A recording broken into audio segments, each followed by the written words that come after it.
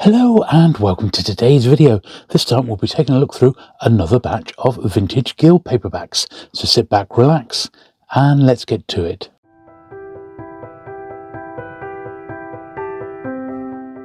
Okay then, so we're going to pretty much carry on exactly where we left off.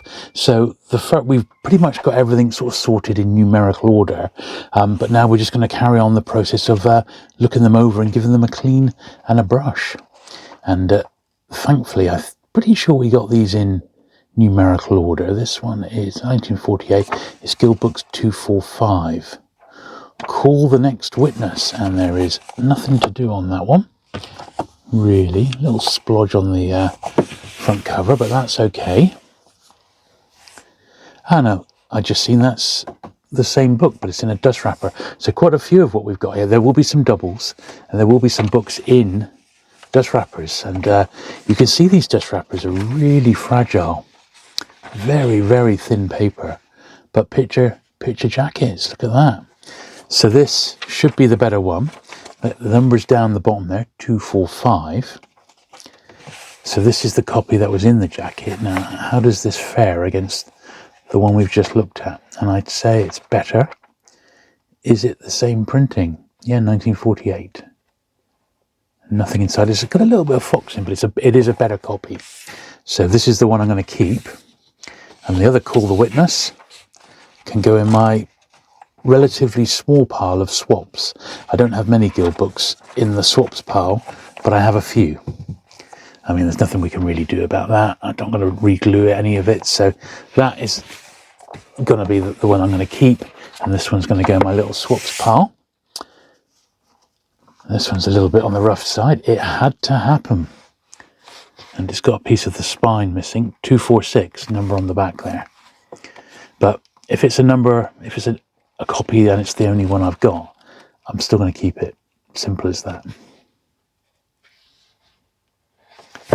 It's got a 10p inside.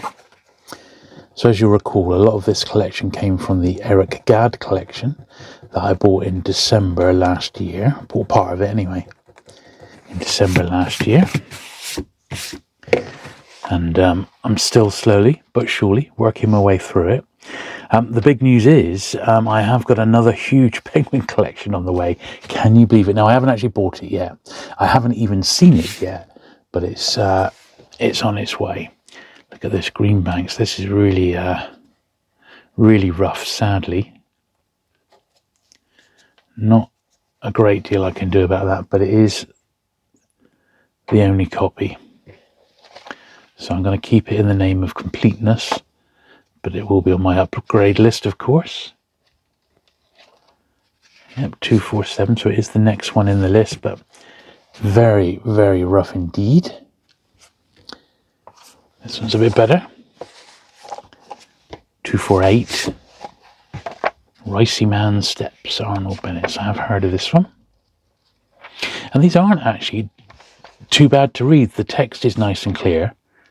They're not bad books. They're on decent paper, these post-war ones. The days of rationing were behind us. At least heavy book rationing. Paper rationing, rather. Which affected everything being printed, really.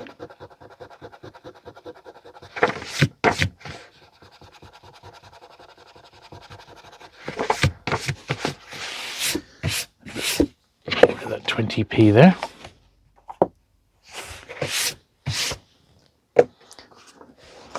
The Skipper's Wooing. So as I filmed this, it was the week I was at the 249. It was the week I was at the London Paperback show. So I'm filming this on a Friday. I was at the London Paperback show the Sunday just gone. And prior to that, I was a week in France. So as you see this video on the Saturday, it would have been filmed just a day before. So I'm pretty much up to date. I haven't got any of these videos filmed or in the bank. But I have got the next one planned, which is going to be a Penguin one, the last Penguin main series one I need to do. Here we are. This is nice in a dust wrapper.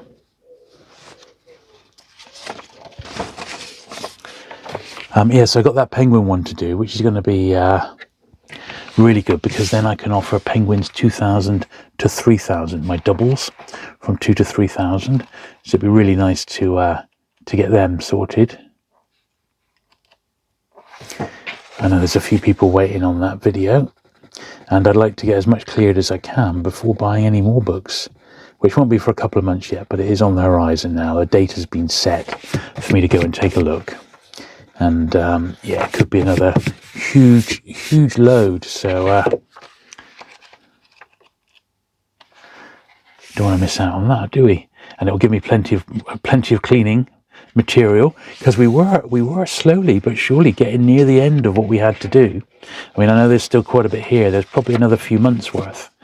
But by buying another huge collection, it's going to keep me going for another year. But they are going to be predominantly Penguin. It would be nice to buy a big Pan collection or something a bit different, wouldn't it? Anyway, look, Scott of the Antarctic twice. So this must have been one that I already had, and there was one in the collection. So I'll have a little look through here. Bit of a stain there. 251, yeah, 1948. So that one's okay, and then this one, a little bit of foxing, a little bit of aging. This must have been the one from the collection, because it's still got a 20p inside. Eric never used to clean the books like I do. I guess he just had too many to even start. But it is worth doing once you get going. You can systematically work your way through your collection. Now, I think the one on the right here, I think this is the better one, the cleaner one of the two. So that's the one I'm going to keep. I've got no idea if all of these came with dust wrappers or not, but you know, we've got 2 there in dust wrapper. We've got more to come. So the Ghost of Mrs. Muir, 2 of them as well. One clearly better than the other. This is the lower grade one, number 252. This one's a little bit on the low side, low grade side. Obviously, that's the lower one compared to this, which is a bit more robust.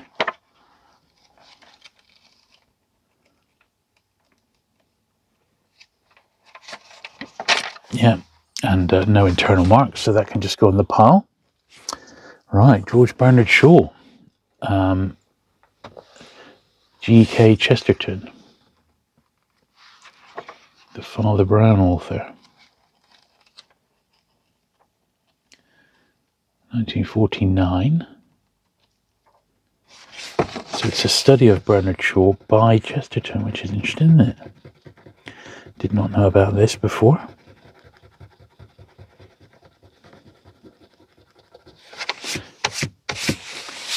Chesterton, of course, was the creator of Father Brown, the character Father Brown. And George Bernard Shaw, it's hard to envisage, but in from about 1945 to 1960, he was a huge name in literature.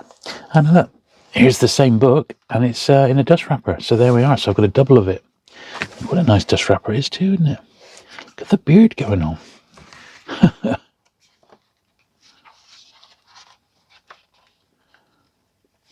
Yeah, I wonder if all of these were issued in dust wrappers, you know, these post-war ones, in a fit of extravagance. But the dust wrappers are so thin, and they are scarce from this period anyway, that I think they are real rarities, really, you know.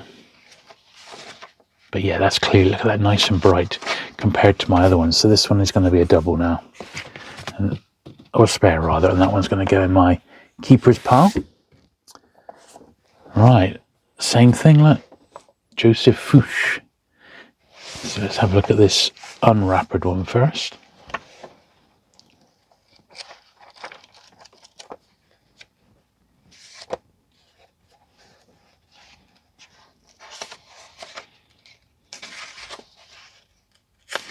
And it says number 400, so the numbering has jumped up. Tiny little bit of the bottom of the spine coming away there.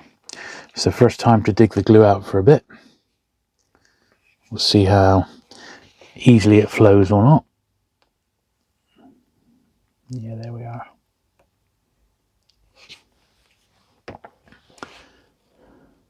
Just a tiny bit required there, just to stop that getting any worse.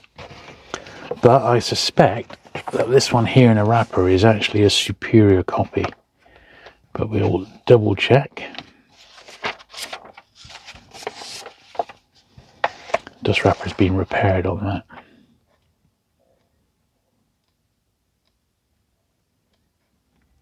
It's got a name inside as well.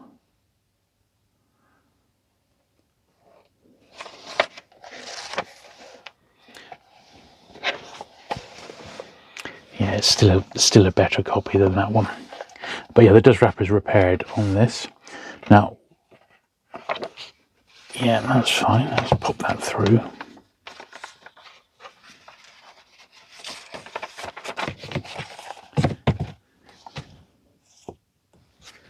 Okay, the next one's another double. A Journey to the Interior. And this is by far the worst looking of the one at first glance. Yeah, number 401. This one looks very, very ropey. Rounded corners.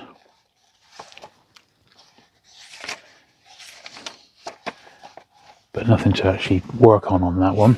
Whereas this is a better condition one, much squarer. Who knows if it had a dust wrapper or not? We may never know. I don't think there's much written on Guild books, to be honest. And we are nothing to do on that one.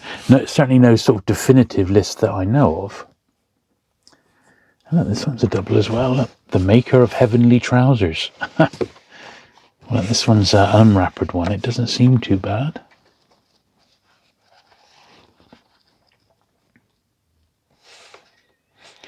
$19.48 still. Now that 20p looks like it's in pen. Yeah, can't do a lot with that. But not too bad a copy. Now this one, let's take the wrapper off. That's virtually falling off anyway. So it's being held together by a thread.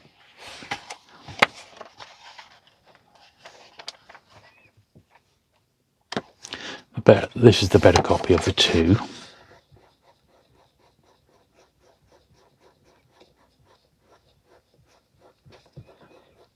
Here we are.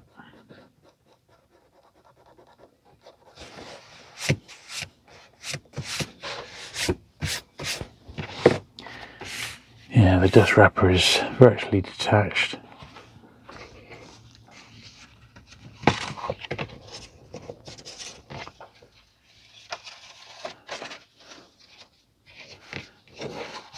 But at least it is present. So that one can go on the spares pile. Got more spares than I thought I had, which isn't a bad thing, because I can always trade them on. Old Bob. This is a fairly nice copy. Number 403.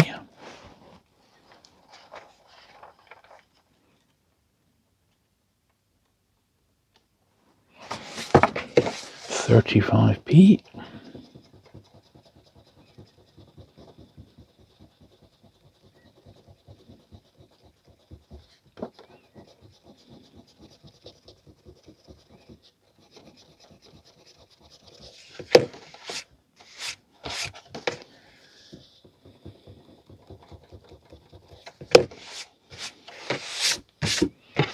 There we are.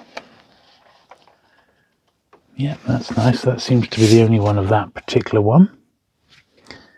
Now we've got Showman Looks On. Nice little cover, isn't it?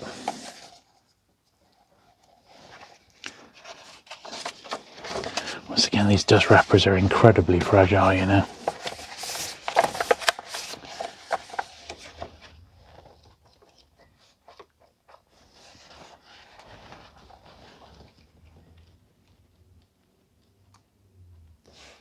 $19.49. Number 404, 30p.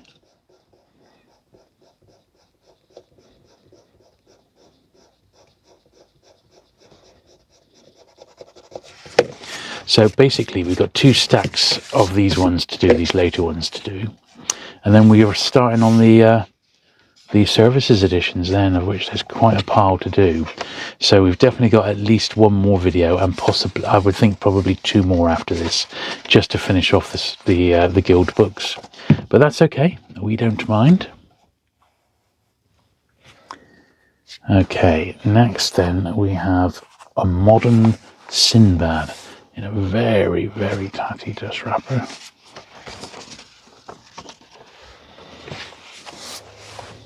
And it's going to need some glue in there by the look of it. It's got a 6 on the front cover.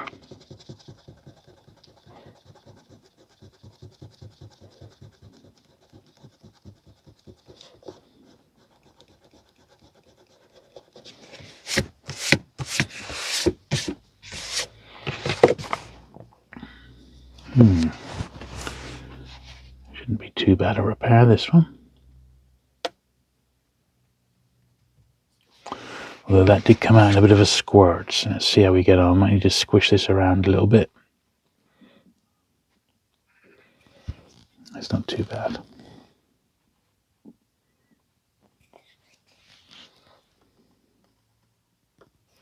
Actually, that's saved that quite nicely. It's because this glue's brand new, so it takes a little bit more effort to really control it.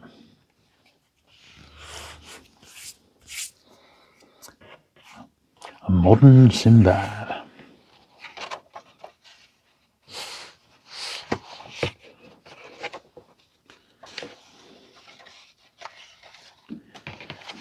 Very, very delicate, some of these. Right, this next one we've got 2 copies of. The Romance of Words. Okay, so let's do this one first.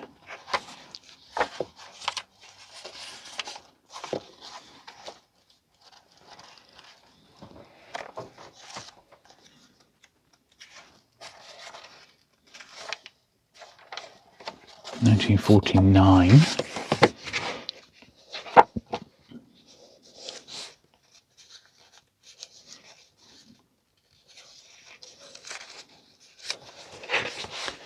Here we are.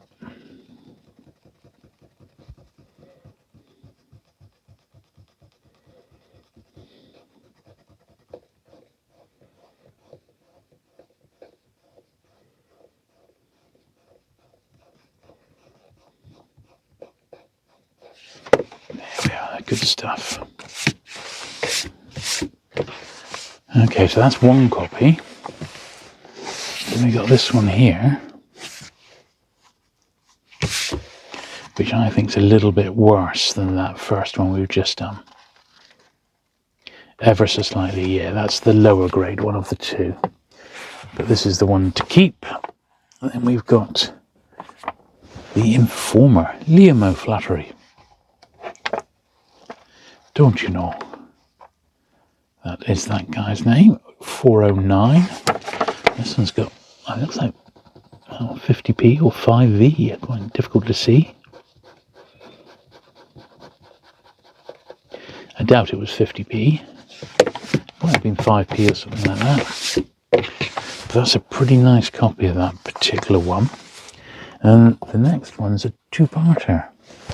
The Town Labourer, volumes 1 and 2. So let's do volume 1, which is number 410.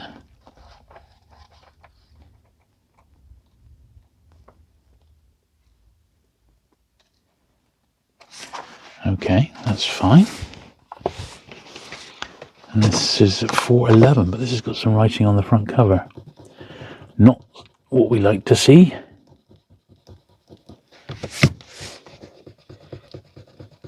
But it does happen from time to time.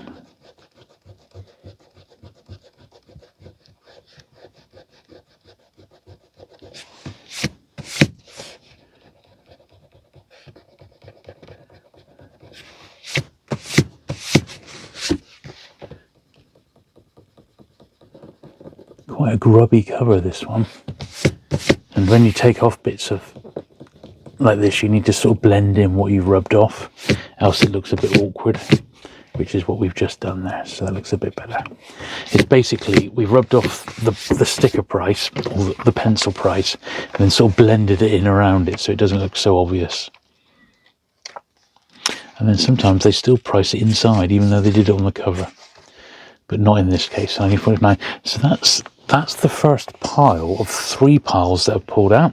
So what I thought we'd do, before we go any further, I'm going to give them a brush. So these are my spares, believe it or not. So quite a few of that were duplicates, which is really good news, you know, because I've got less to find homes for, and also I've got a few to trade or just to sell on in a bit of a lot. I don't actually know anybody else who collects guild books. I'm the only sucker out there who likes these, but you know me and vintage paperbacks. I can't help myself. It's just how I'm made. I wouldn't say these were massively dusty. A couple of them were, but on the whole, they're not bad.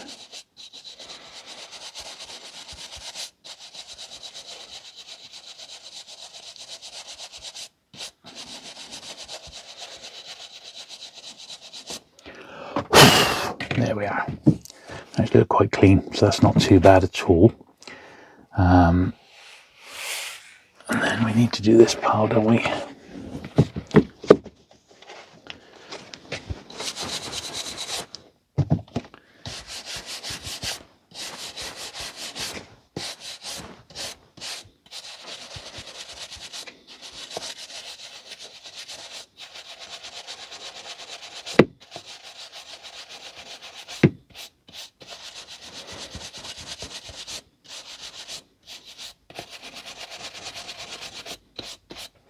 Great. All right, that's step one done. Okay, so a few more in this sort of later series. The Ascent of Nanda Devi. Looks like a mountaineering book. So what number is this then? 414. I know, looking ahead, we do go back into the 200s again in a bit. Don't ask me why. I am still learning about these, so just bear with. Yeah, 414. 1949. So by this time, of course, you had Pan on the scene. Erica paid £1 for this one. So there was a little bit more competition, and Pan, of course, had illustrated jackets on all their books. Admittedly, the first ones were a bit crude, but they did exist.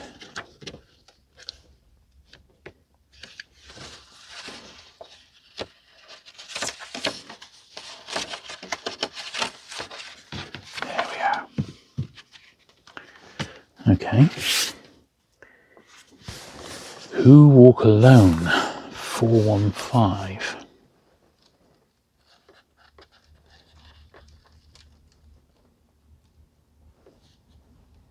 1950.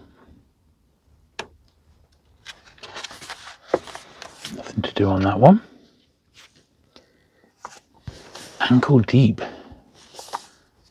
in a wrapper. Nice to see. Oh, actually, that's not a wrapper. Look, it's a cover, which is like a normal paperback. Still got the little insert inside, which is really nice. £1.25. So there you go. This is evidently later than what we've been looking at. Don't know if that's possible to get out or not.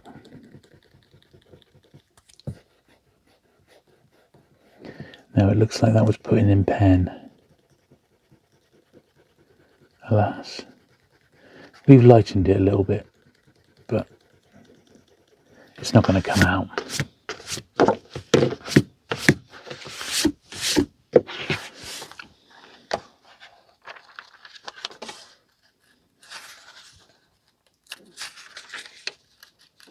Number 416, so it's numerically right, and it's 1949. And that flyer evidently came in it, I would think. Payment deferred. This is a cool one, 421. Do you like C.S. Forrester?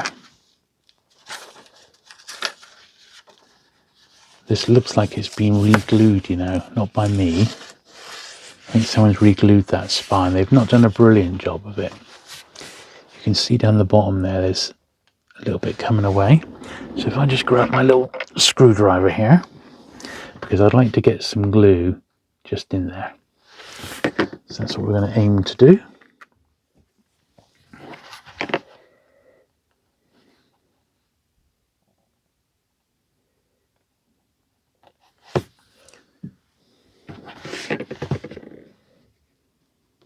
Squidging everywhere.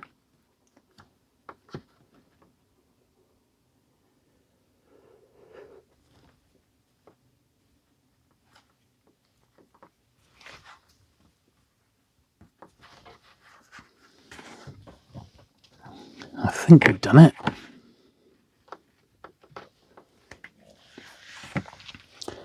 Yeah, not the greatest of covers, but it's one of his classic non-naval ones, you know? It was it? Yeah, I mean, in fact, it got re-released, or it got published, rather, by Penguin as a crime book.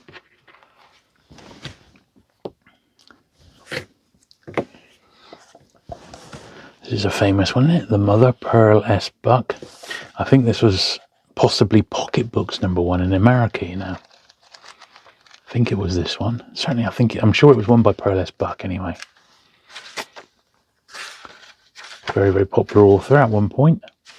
Yeah, these are 50s. That's 1952, that one. Now, I remember the next one because I've had it for many, many years. This one, 2 shillings. And I picked it up because I came across Robert Gibbons because he did some work for Penguin in the 1930s. 475. I mean, he was famous for wood engravings. That was Robert Gibbons's thing. Very, very good wood engraver, as you can see throughout this book. So I picked this one up when I, before I really collected Guild books. Very nice. Look at that.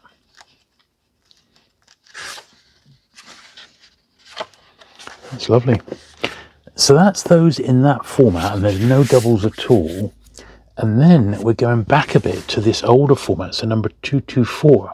So not strictly in order, but we'll go through because I think these are consecutive numbers at least.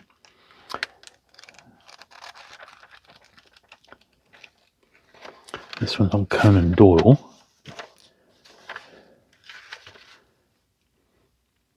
In 1946, yes, we've gone back a few years now.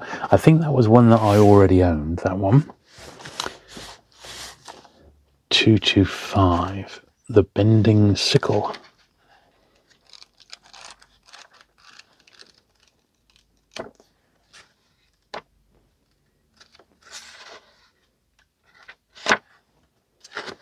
Yeah, that's all right. Nothing needing doing on that one. Elizabeth Fry.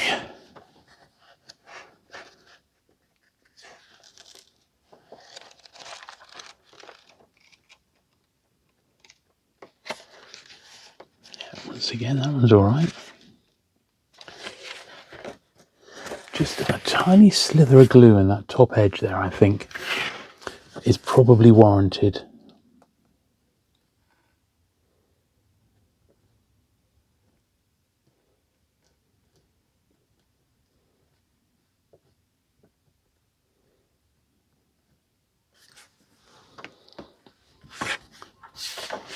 There we are.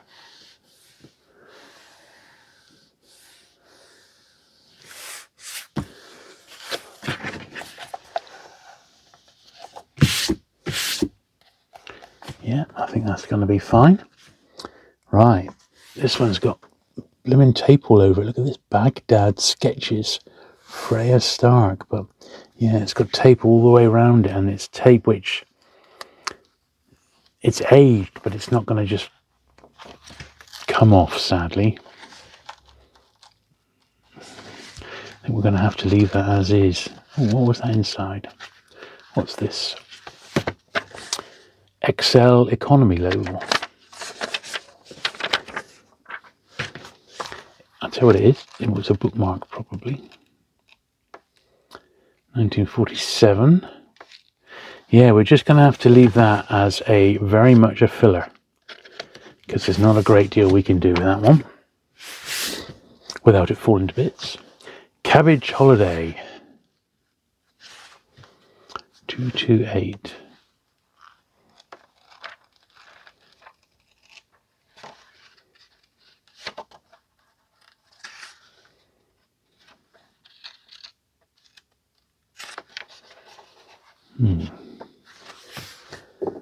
As you can see, there's a little bit of it coming away there, but it's in several layers. So we need to get the bottom layer put in first. It's quite a little delicate job, this one. I'll put a squidge in there first of all.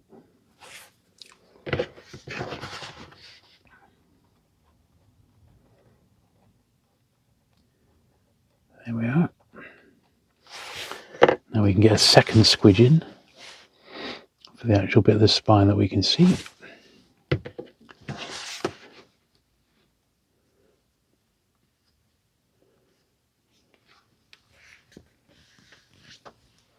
That's going to stop that getting any worse, at least.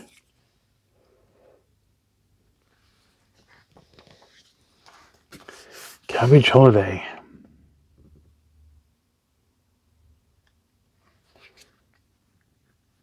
Yeah, that just needs to dry now, and that'll be fine.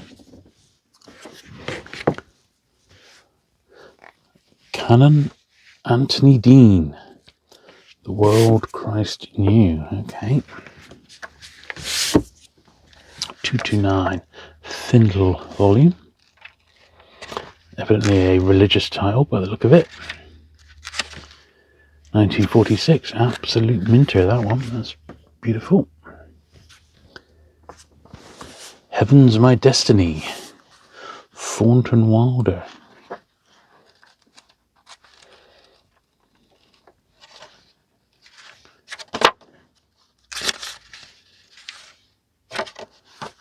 So again, he's okay. That's a bit of a classic, isn't it? Dubliners by James Joyce. That's a pretty nice one to have. This one also got re-released later on as a Penguin.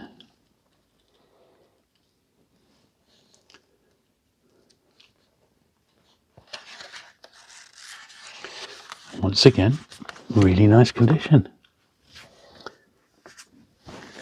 Another great book, Postman Always Rings Twice, 233. Bit of a classic.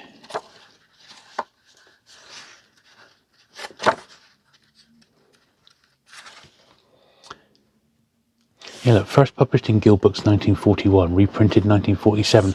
I thought we'd seen this one, so, but that is that first edition in that number, I believe. Right, The Sampler, 234, Richard Church.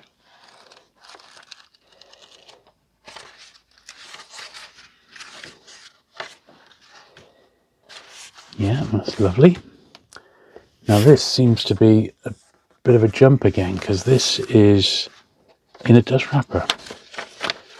So what number is this? 235. So it is the next one, but this one has been upgraded to have a dust wrapper for whatever reason.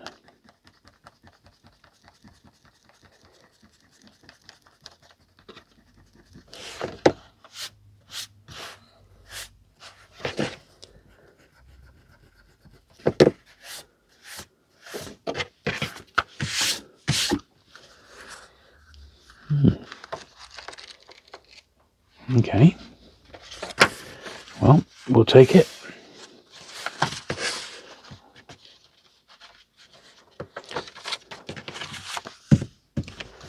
Pretty nice jacket on that as well.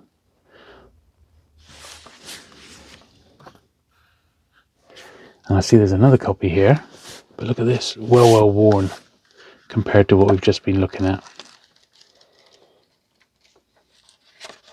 Yeah, much the worse for wear. So obviously I'll keep the one in the dust wrapper. No Truce with Time, Alec Wall. 236.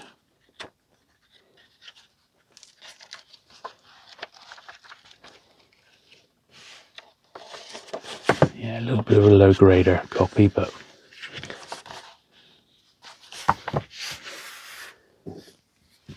it is what it is, isn't it? Okay.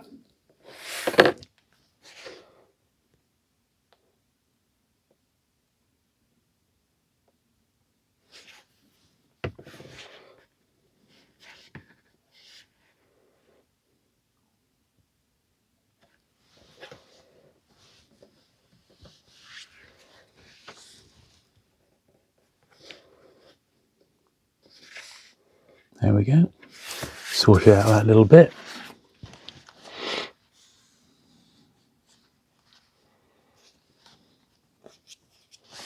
No truce with time.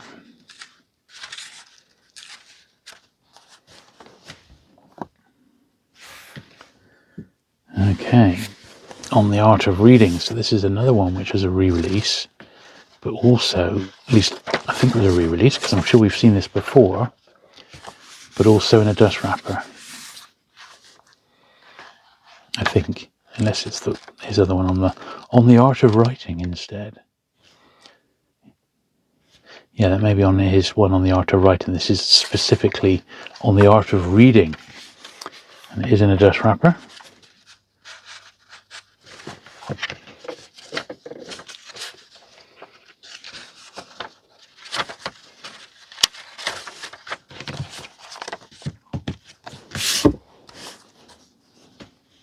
.237, that was number. The Village Labourer. 239. Some tape on the front there, which has just sort of fallen off in my hand, so that's good. We can have a little look at re-gluing that in a sec.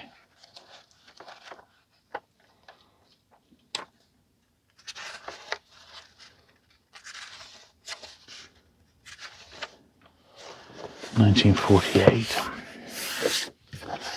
So this is what they taped up. That seems obvious to us, just to get a blob of glue in there. Wouldn't you think? There we are. Squish it all around a bit.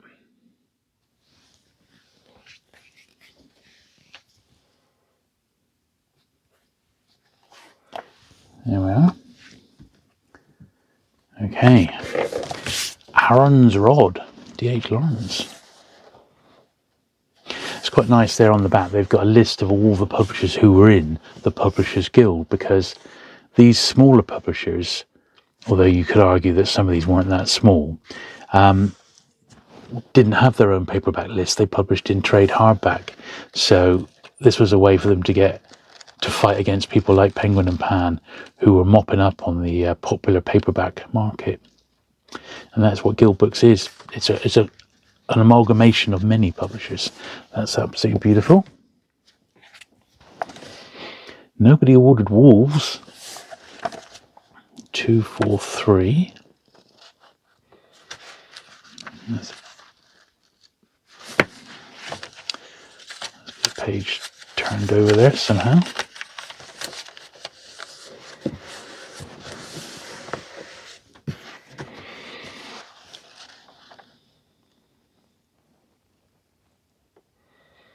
(1947). That's lovely. Now this one looks like a much later one. Look at this, Guild Books, number 4. So this, what is this? This might be a foreign one, you know. It just feels foreign to me. Afoot in England. British Publishers Guild, published for the British Publishers Guild in Stockholm. And it's Guild Books number C4, 1945. Printed in Sweden. So this must be some sort of weird sub-series that I know nothing about. It's wartime. I mean, the C series must stand for something, but it's going to be one of those real oddities, unless somebody knows and can leave a little note below. That is a unusual wartime one, which is evidently not part of a regular edition. And then what's this one here? A Guild Original 2 and 6. 011. So what series is this? 011. So this once again could be like a continental edition of some sort. Let's have a look at the printing history. Published for British Guild, now printed in the UK. First printed 54 and reprinted in 54. Just slightly unusual. It says it's a Guild original. So the O must stand for original, I suppose. Well, let's give all that lot a little brush. This is my one double. So that can go into that pile over there. And if we move these over here, do them in a few wedges.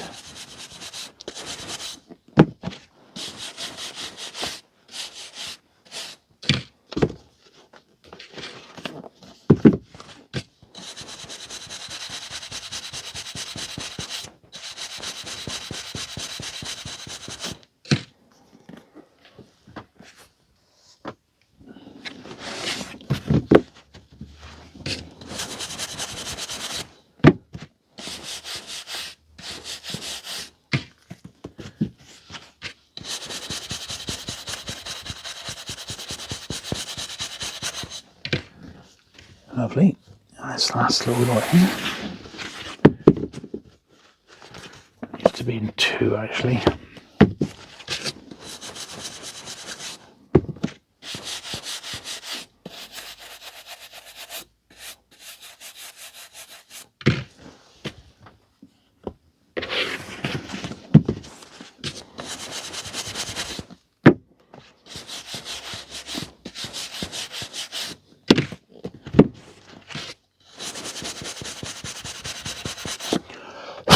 I've just seen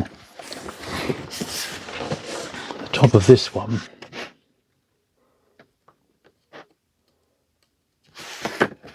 It's very, very minor, but I'm just going to put a tiny, tiny dab of glue in there.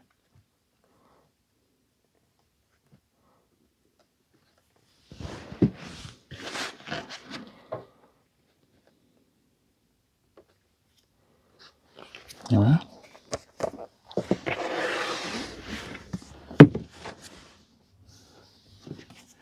Right, so that's all the regular editions, and believe it or not, that wasn't even half the guild books, because our big job now is to start on the services editions. Right then, so here's the first of the services editions. Now, I'm actually doing these in slightly reverse order, because the way I understand it, the regular size books, which are not as wide as these, were the first printings of the services editions, and these wide boys, as I call them, are actually reprints of services editions. And this is services edition S4. We've got a little pile of these like re-releases to do first of all. I mean, they're all still scarce, don't get me wrong, but they're not the first printings in services edition. I believe these are reprints. So, you know, as I said, we're sort of learning about guild books as we go through these, really. There isn't exactly a lot online, and the services editions in particular, there isn't loads. There is a great website called Paperback Revolution. And he had a fantastic collection of services editions, but he has donated them all to the British Library in London. Sorry, the Imperial War Museum in London. So that collection is with them now, which is fantastic. A very, very noble gesture considering their value. This is a pretty cool one, isn't it? Graham Greene. Now, you can see there's a little sticker there that basically says this was surplus stock and it was sold to W.H. Smith, who bought them all. And that needs a little bit of glue in the bottom of the spine there. But as I said, these are actually reprints. And these books all came out as services editions before these ones. But these are equally lovely to have. So I'm definitely not complaining. Particularly when we got, you know, authors of like Graham Greene. I mean, wowee. Fantastic, you know. Lovely. Right, what's this one then? Wind, sand and stars. There's a better way of looking at the label there. Look, the surplus government stock of this edition has been purchased by W.H. Smith & Son for sale at £1. So whatever was left, they bought some Guild and they bought Collins White Circle Crime Club services editions as well. And I think what it was, the government must have sort of paid them a bit of money to publish a load of stuff for the armed forces, And then war came to a close, and there was all this spare stock. And I suspect that that's why Smith swooped in and said, well, look, we'll buy all that and sell it in our shops. And I think that's exactly what happened, you know. S24. But these are really more like digest-sized books rather than regular paperbacks, aren't they? Very, very sort of cheap paper, pulpy paper. Yeah, like 1943, you know, at the height of the Blitz, really, 43, 44, in Britain was the really tough time for paperbacks. And these are just examples of that, really. Here's the services edition of one we saw earlier on, Brown on Resolution, by C.S. Forster. Now, this one has got a little bit of spine damage, so we'll re-glue that in a sec. Apart from that, they feel pretty nice in the hand, considering the paper they're on.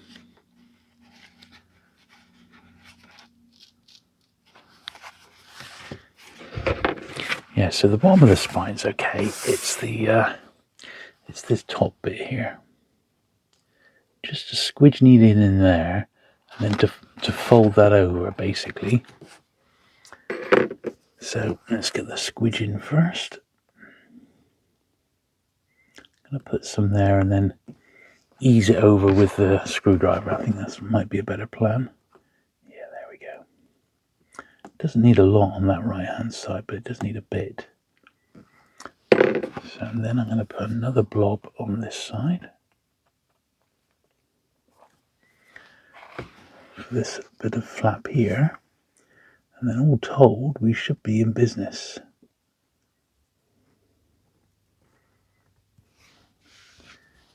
There we are.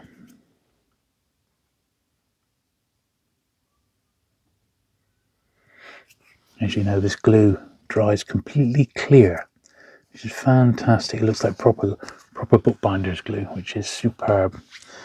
And it does take a little bit of getting used to. It is a skill applying it, but the more you practice, the better you'll get. Is probably the best advice I can give. The harsh voice. Now look, this one actually is almost coming away. So I am going to put a line of glue right down the trench here, because it's falling off. Not quite detached, but almost detached.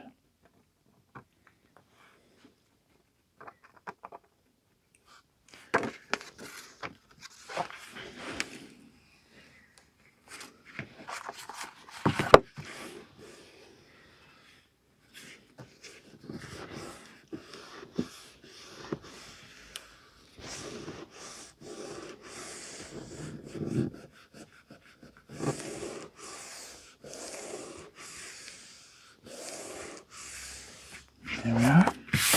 It's going to need a bit of time to set, but that should sort that one out. Mantrap Sinclair Lewis. This is in red, which I think signifies crime. A Canadian Northwest story.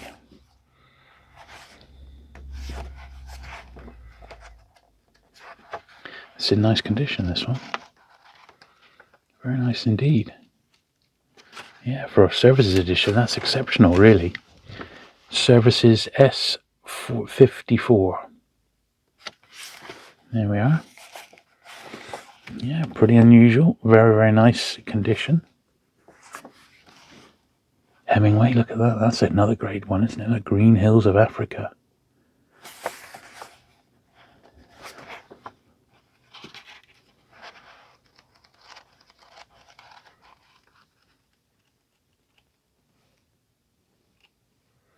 (1944). Services edition S92. That's absolutely fine. The Cream of Thurber, James Thurber. So he's a cartoonist, wasn't he, and a satirist. So is this a cartoon book? Well, there is a cartoon, but yeah, only a few illustrations.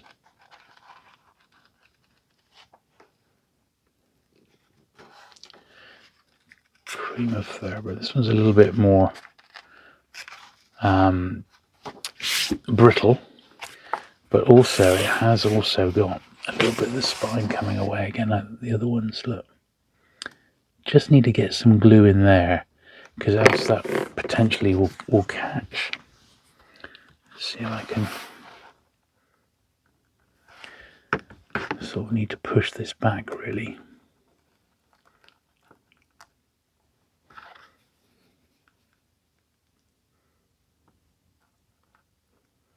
There we are. Probably too much, but it was the only way to get it in. There we are. That wasn't too bad.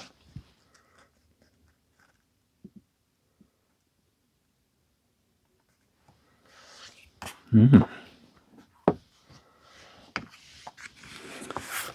here's that Robert Gibbons title again, Sweet Thames Runs Softly, with engravings by the author. This is just the services edition of the one we saw earlier.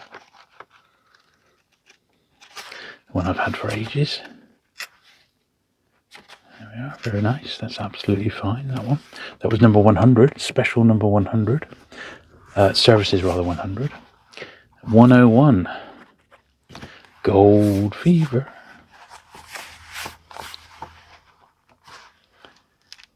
Oh, look at that. Some of the these are put together with two staples, and the staples rust. That is one of the drawbacks to these. You don't want to go playing with the staples, because they will just, you're on a hide into nothing. There's nothing you can do about it. They are just what they are, bits of old metal in effect. C.S. Forrester, Payment Deferred. Very, very nice.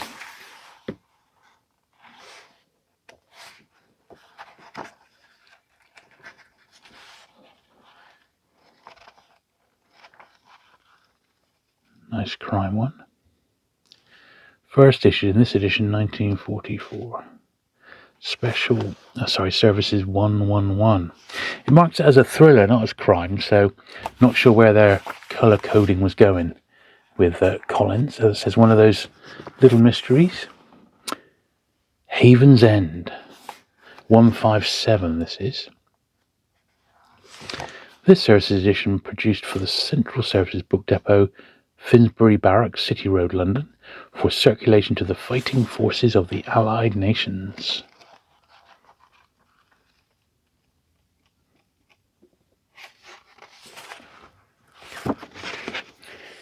Now, obviously, some of these, particularly the nice condition ones, I doubt ever went outside the UK, you know?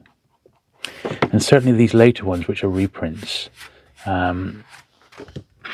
would have just been sold regularly in normal bookshops in the UK, you know? And now this one is slightly out of place, because this is a thin one. Look, this is a regular one, which is a little unusual. So what is going on here? Don't know. So we're going to put that to one side, because this, I think, is the last wide one we've got, which is S217.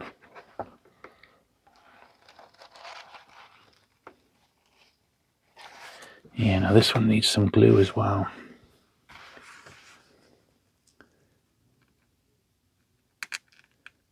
Very, very brittle in there.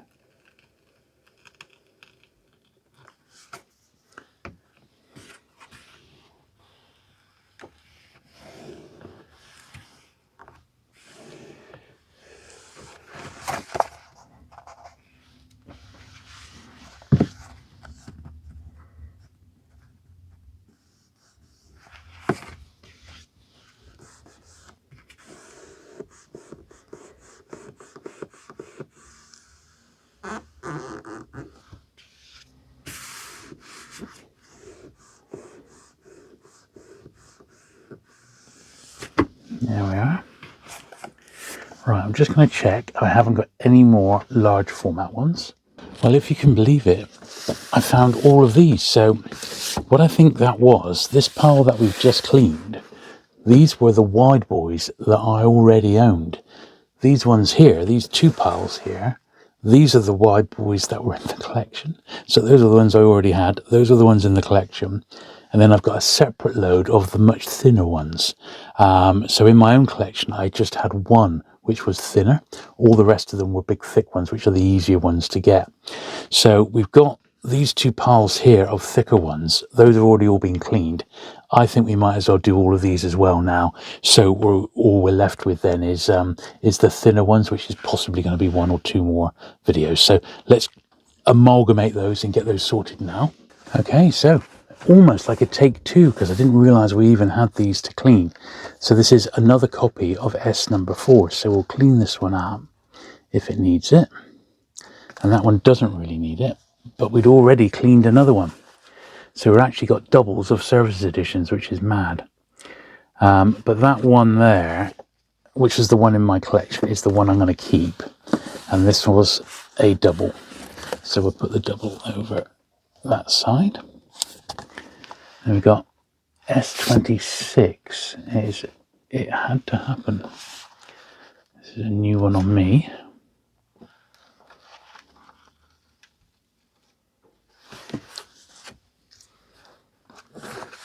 But I think it's worth cracking these now before we, to make a decent stab at it, before we then go on and start the much thinner and arguably harder services editions to clean up the thinner ones, because they're a bit more fragile.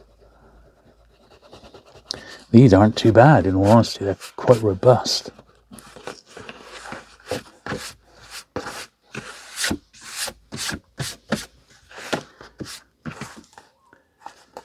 Okay.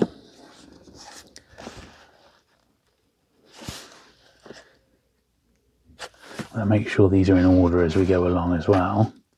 This is S6.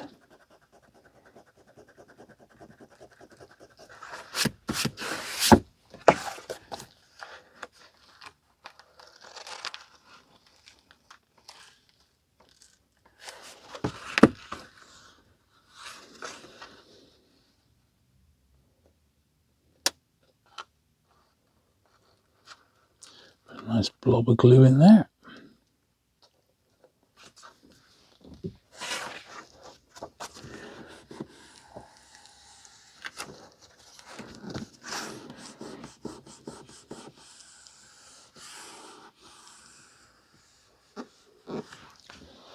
So I'm going to stand these up, I think, because I think they are slightly out of order. So that was S6, S4, S6, S26. Okay. That's a Brave New World, Aldous Huxley.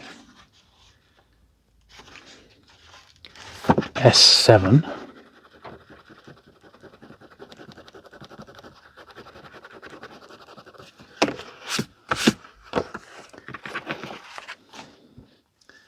Quite a falling to bits copy, sadly.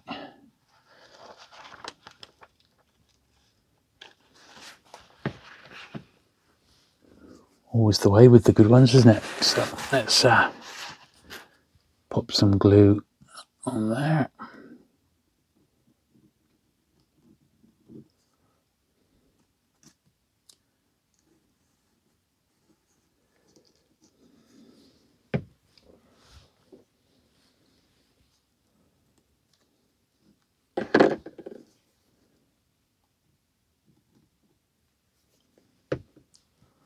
Another wedge on there.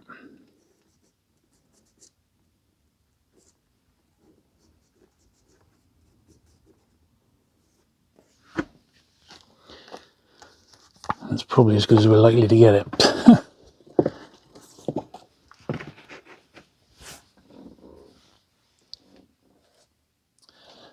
Double. Okay, right. I'd do it again.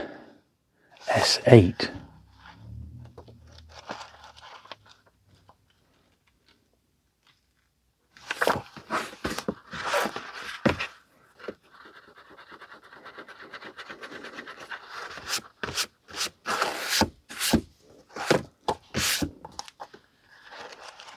Lovely.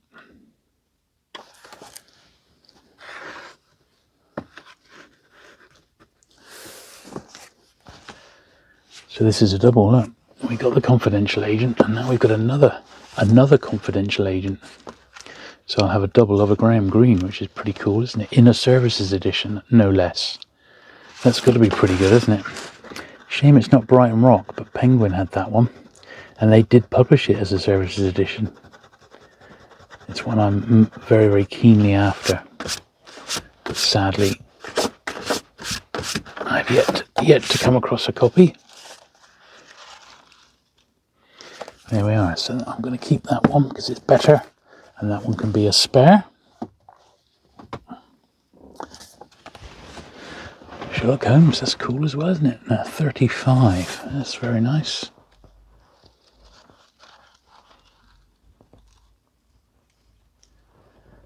Can't imagine there's many of those left.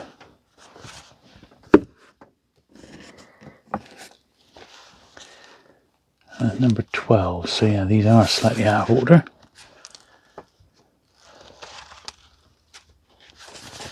Oh dear.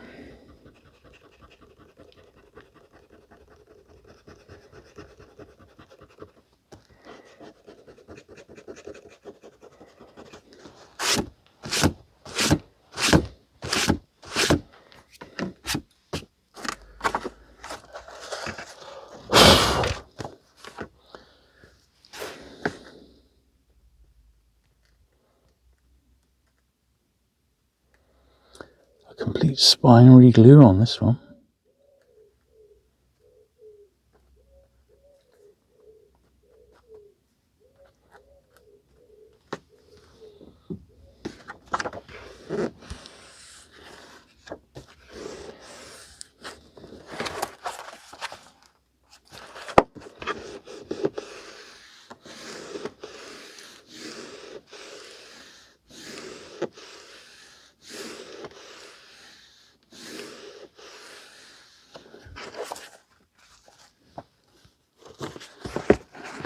Goes in there. What's my next one in my series?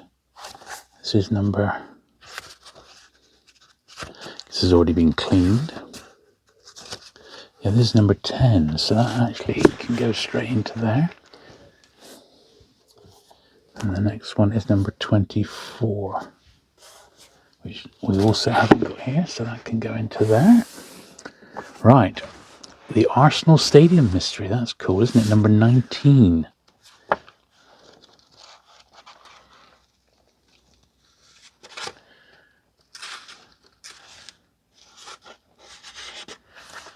That's nice, that one. 19, that can go in there.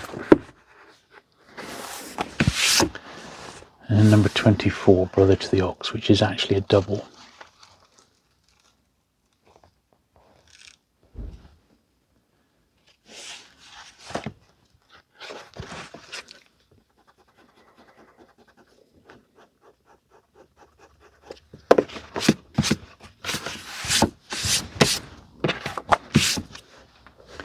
So, which one is best? Oh, look at that.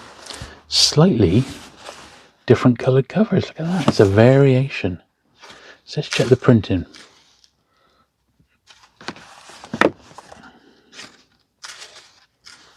Exactly the same.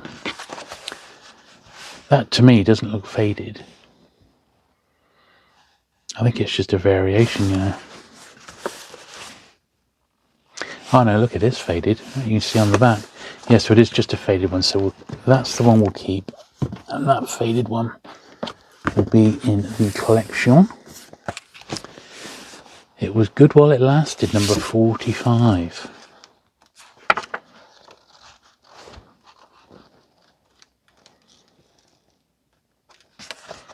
Yeah, that's all right.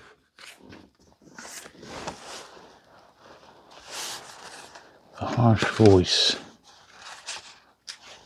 52.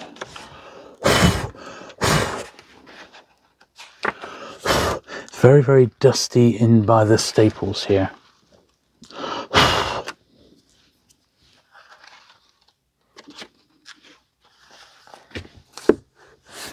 My next one over here is number 50, so that theoretically can go in there then. There's the same one, 52, the Harsh Voice. I think the copy I had was a better one than that one. So that's the one I'm going to keep, and that's the one that's going to go into the spares. 53, Java Head. So somebody drinks too much coffee.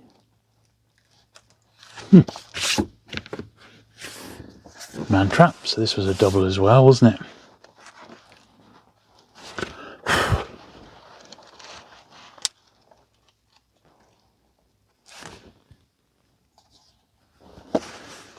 So the one I had was actually a cleaner looking copy, so that's the one we'll keep.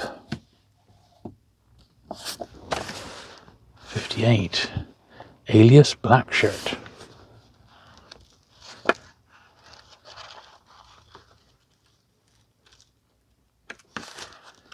Lovely.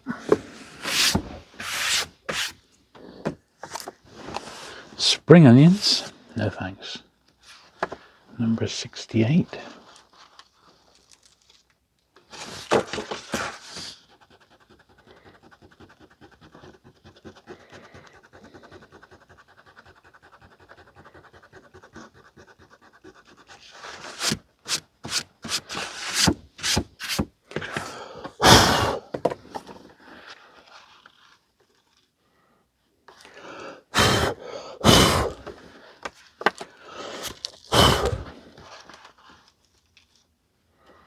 Okay.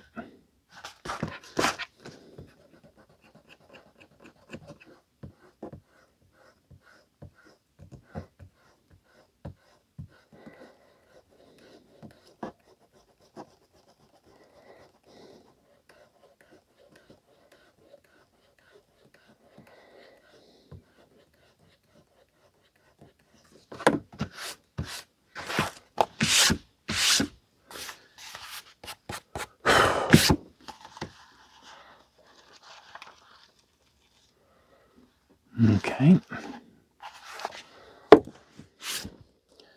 The Moon and Sixpence, 69.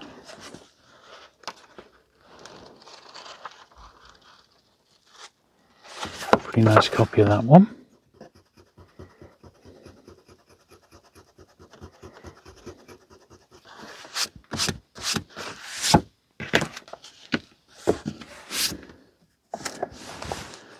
House by the River, 72.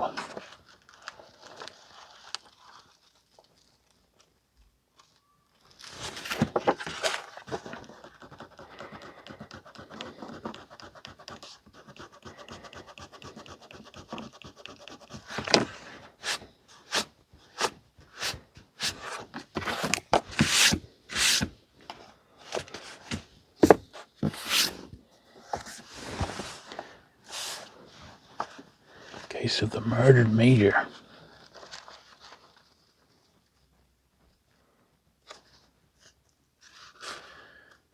Sounds good, doesn't it?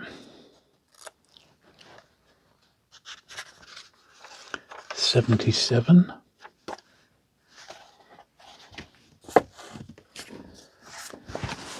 Bowstring Murders, 85.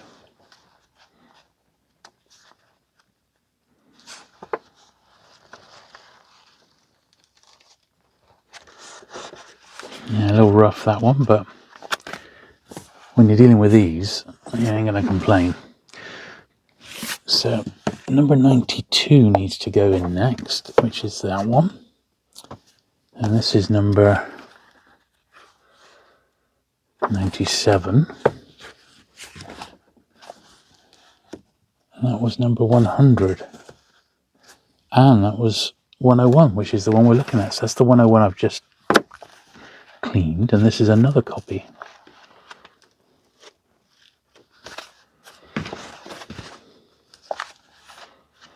That's the better one. So that can be a double. Cowboy's Revenge, 112.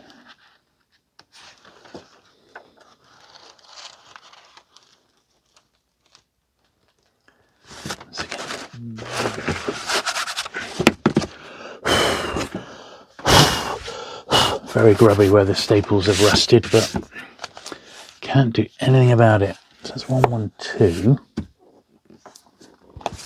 This one was 111.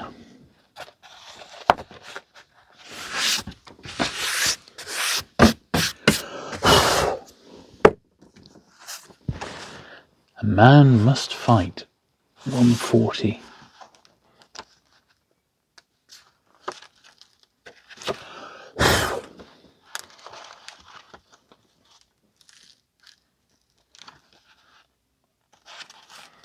Okay.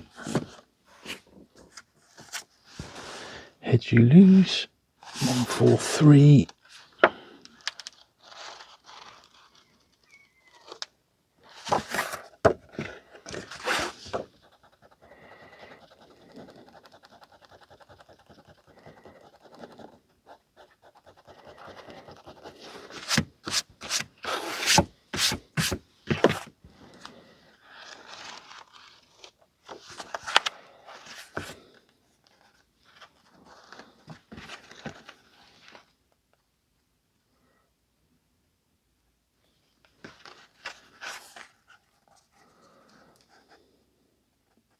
Tiny bit of gluing required there, just to catch that little edge there.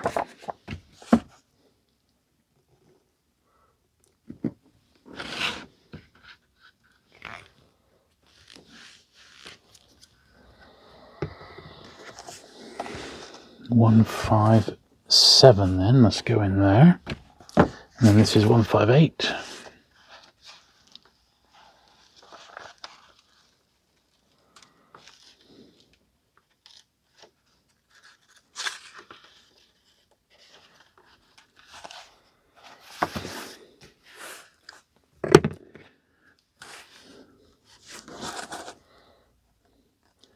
It's not in great shape.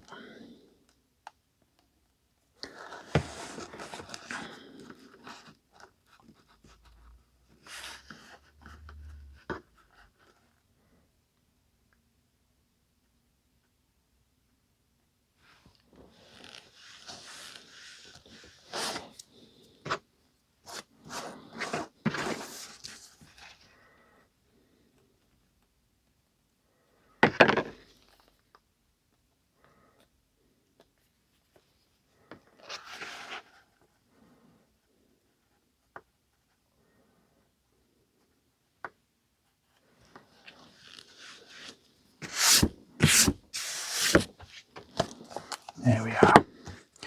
It's about as good as it's going to get. So that was 158. Now what have we got here? We've got one more little pile to do. Let me just sort these out. So before we go any further, I'm just going to get these brushed off.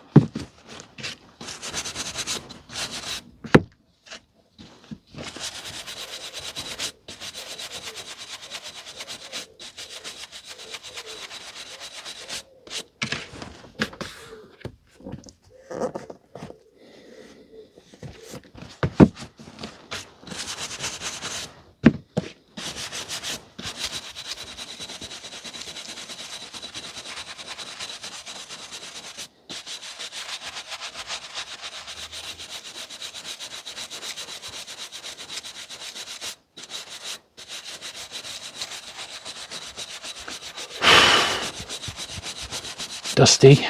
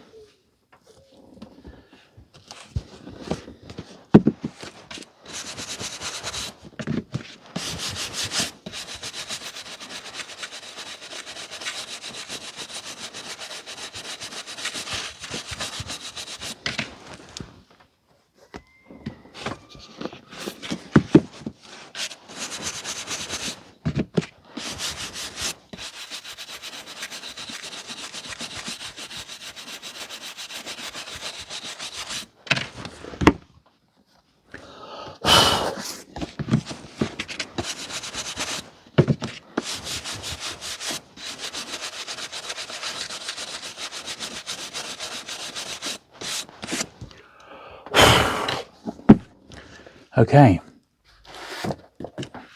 that just leaves one more stack of these and then we are done. So the only one I've got a double of is, I'm just going to slide them in 217 and we'll come across that when we're there. But else these are all new ones to me.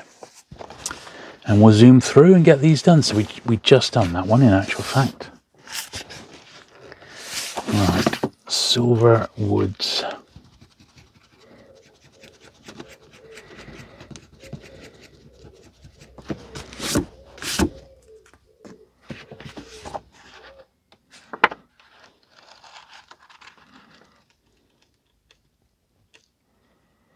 Yeah, that's fine. Down north.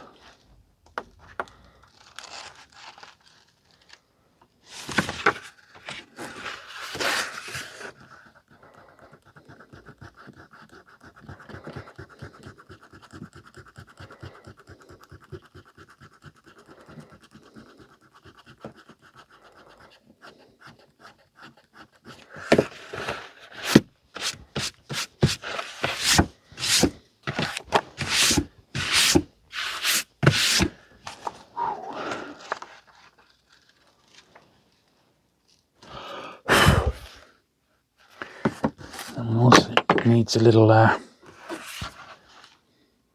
bit of glue in there. Number 211.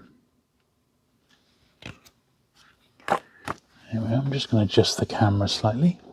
Right, we'll just zoom through and do this last little lot now because my phone battery is quite low. So we'll zoom through these, but I don't think there's loads of work to be done. There's 212.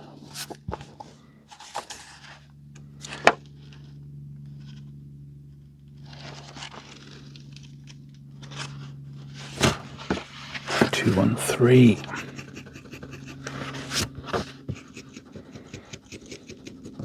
Yeah, we'll just give these the quick once over and a brush, and then we're done for this week.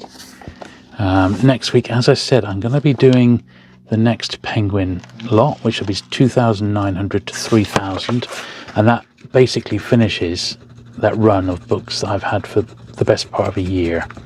So quite the milestone.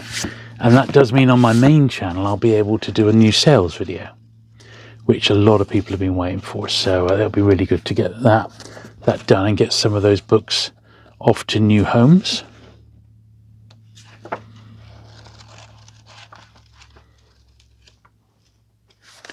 That's fine. 216.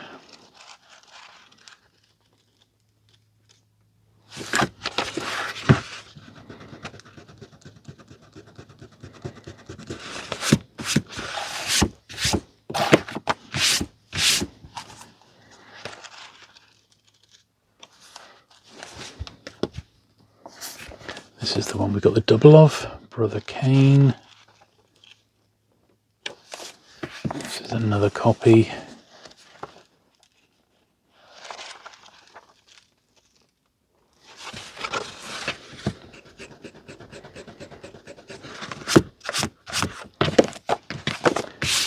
Difficult to tell. I think the one we already had with a little bit of fading was probably the better one. This is rough.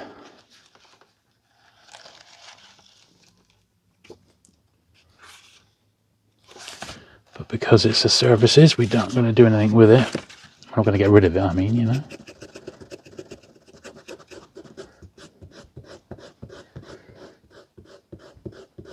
Not unless a better copy comes my way, which is unlikely.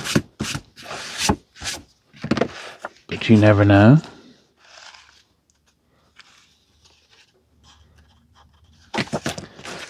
£10p in the top there.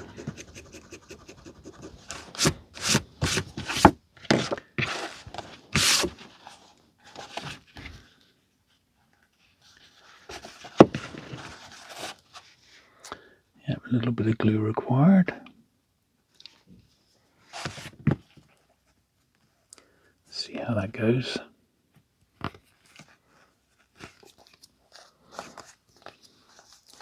Yeah. Yeah, that's definitely there on borrowed time. It's not a great copy.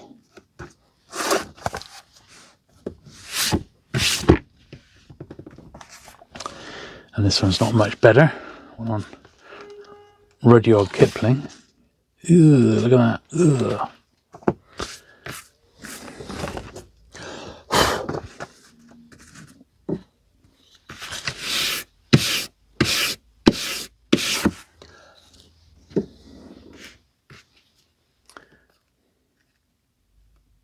Gotta admit, looking ahead, the rest of the books don't seem too bad.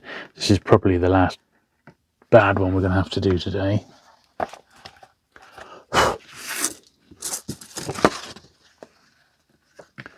But such is the nature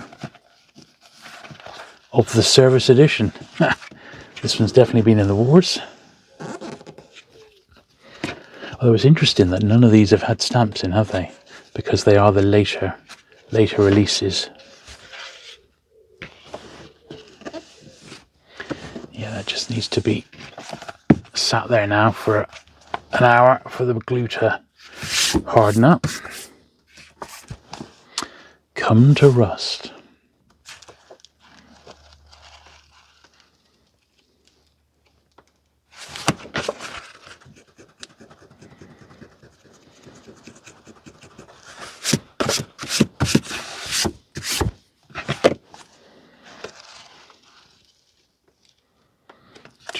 One. Why was I killed? No idea. 222.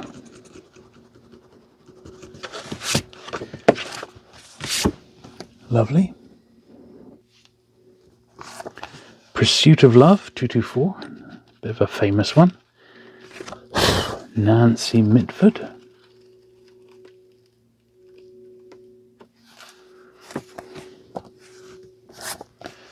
Murder at Liberty Hall. Is that Liberty Hall round here?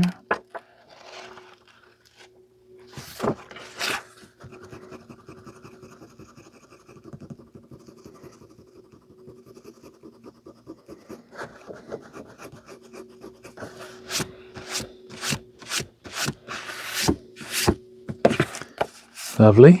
225. 226, bit of a rough one.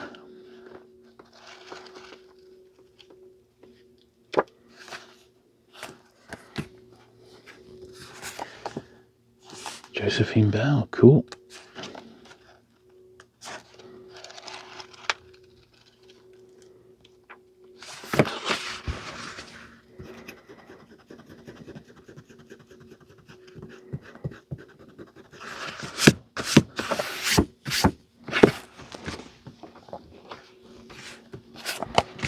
Moonraking. I wonder if Ian Fleming ever saw this book.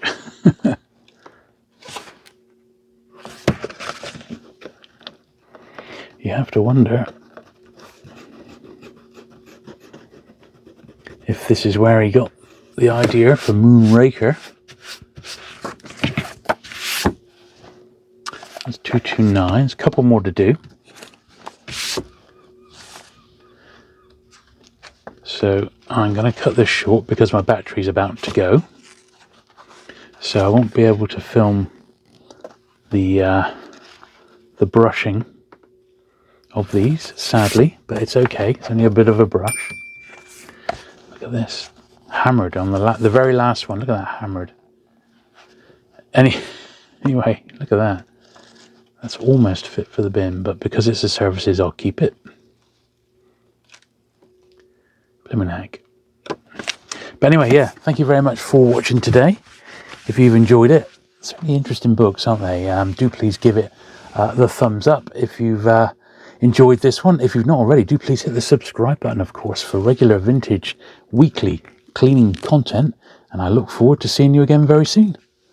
Bye.